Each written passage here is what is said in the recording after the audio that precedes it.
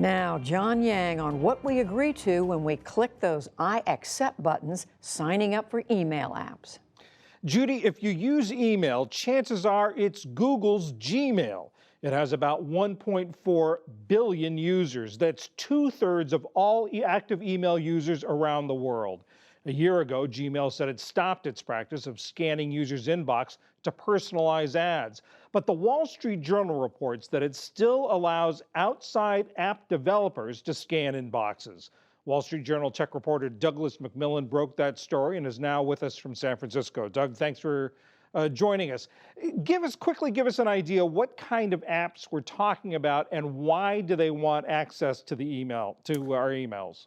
Yeah, thanks, John. So Google says that Gmail apps make your email more useful. A few years ago, the company started opening up email and the data inside it to third-party software developers who are making apps like productivity tools that let you schedule an email to send later. There are travel planning apps, there are shopping apps. There's kind of an array of ways that let you kind of superpower your email. But as we found out in our reporting, the more kind of you are letting these developers access the data in your email, the more you are risking some of that personal data that is all over the inside of your email to fall into the wrong hands. And are these computers scanning the emails or are these real people reading the emails? Yeah, so that's one of the most surprising things we found in our reporting for this story was that in most cases, these are computers scanning these messages automatically. We talked to one company called ReturnPath that is hooked up to more than 2 million users and actively scanning their messages. Mostly that's computers scanning them, but in some cases we found in order to train those computers, they need to have human beings step in and actually manually review those messages. And in the case of this ReturnPath company, they were having employees manually step in and say this message is a commercial message and this message is a personal message. That process needs to be done by a person in order to make sure the computer can do it automatically later on. And what protections are there against the people who are doing this using some of the information?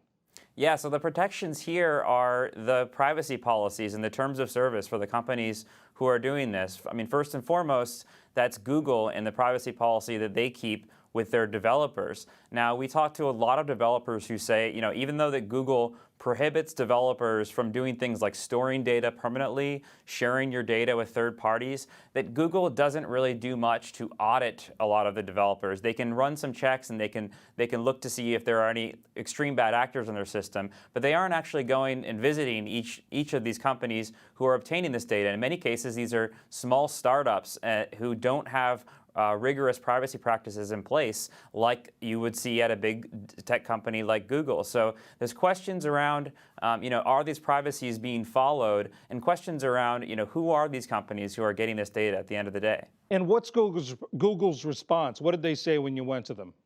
Google's general response is that it's up to users, and that when you click a button and say I give my permission for this developer to access my inbox, then you are signing your inbox over to them. But I think that answer is probably not going to carry weight. There's more and more attention on issues of privacy and more awareness of how tech giants have a real responsibility to users to help them make informed choices about their data. In this case, I feel like many of the users I talked to and many of the instances which we reported in this story today are examples of how users in some cases are not making informed choices and that companies like Google could be doing more to help them. How does this compare to the case of Facebook and Cambridge Analytica? What happened in that case?